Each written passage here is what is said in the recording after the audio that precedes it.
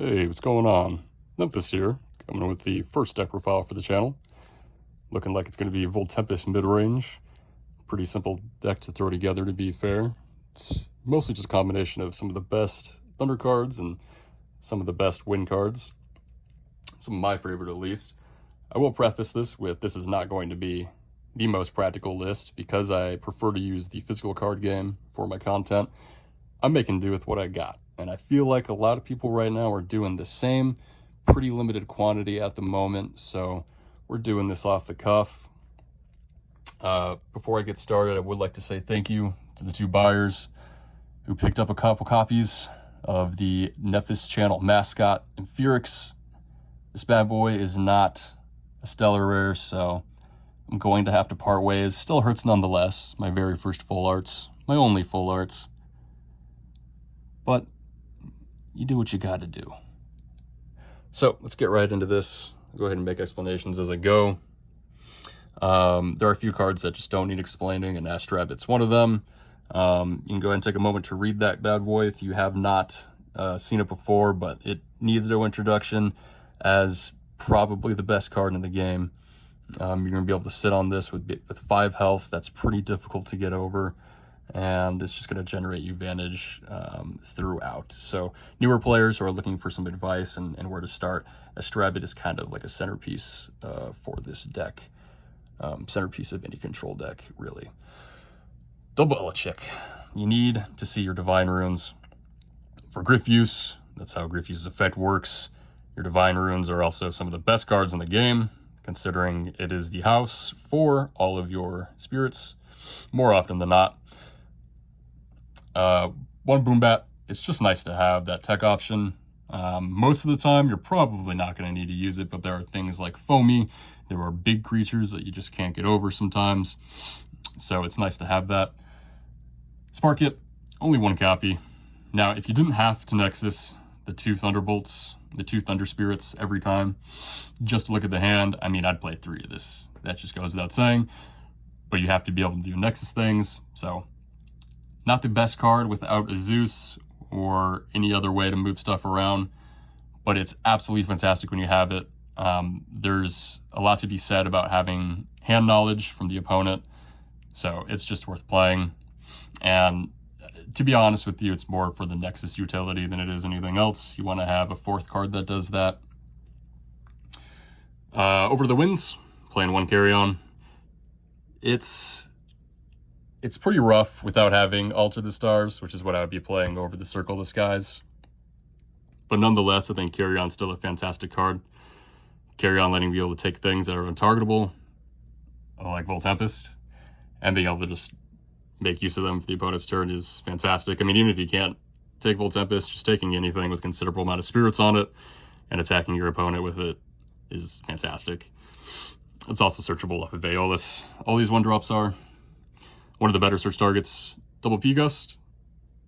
Same thing could be said with Astrabbit. You can just sit on this bad boy and keep it alive with your counter runes and just pop away your opponent's back row. 3 Sorlet and 3 Aramare. These are the best cards in terms of stats. Sorlet gets over everything. Even if your opponent has a big defensive monster, or Elestral, I should say. I've called them like 3 different things in this video so far. Sorlet's obviously going to be able to take care of that for you. A lot of the times your opponent's going to have an Astrabbit, so Sorlet makes sure that that big 5 defense isn't much of a threat, or an issue, I should say. Okay, over your 2-drops, you're playing 2 Sonicore. It is what it is.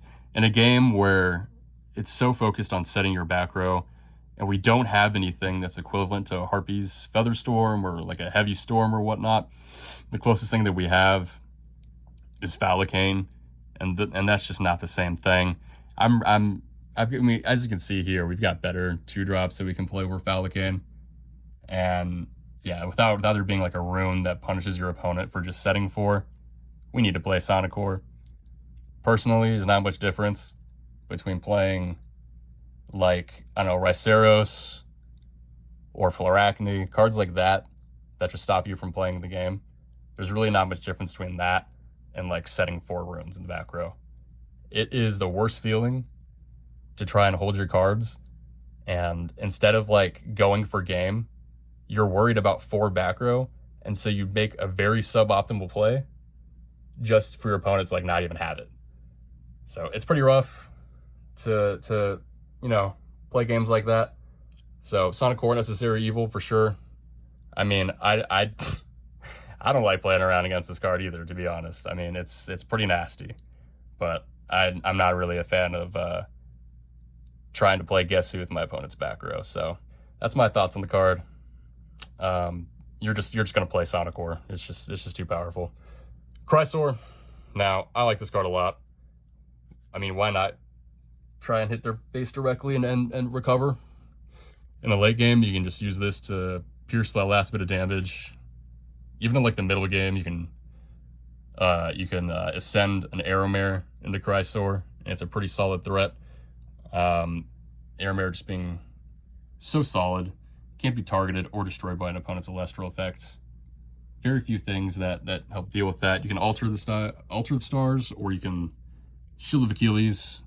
Neither of those cards target, and neither of those cards destroy. So, granted, those are both very good cards, and they're both ran, but play your cards right, and Chrysor can end you the game, or at the very least put you back in the game because the 2 health regeneration is so nice. Double Griffuse and 1 Voltempest. I only have 1 copy of the Voltempest. If I had another copy, I'd probably play 2, and that's mostly just because I'd like to play 3 Griffuse. Now, you don't need to see the Voltempest early on by any means. I mean, even if you do, it's not optimal. You don't really want a Voltempest turn 1 without any protection like Zeus or loads of counter runes. So, just the 2 Griffuse for now. I mean, once you get out the Voltempest the first time, the second Griffuse is dead. Then the third Griffuse is dead. So that's why just the 2 copies. It's there. It's nice as a backup if the first one gets countered or stopped for whatever reason. So that's the package there on Elestrals. Let's move over to runes. We got the charger for that. Aeoluses, 2 Aeoluses and 2 Zeus. I'd play 3 Zeus and 1 Aeolus if I could, but make do with the cards that we got here. Aeolus, of course, searching you out anything that you need. Don't got to explain that one. And Zeus being a very nice, well, I wouldn't say piece of removal, because that's not how this card works. If it reduces an Elestral's defense to 0, it still lives. I think it's only Trifernal that has the ability to kill things when it reduces it to 0. So keep that in mind.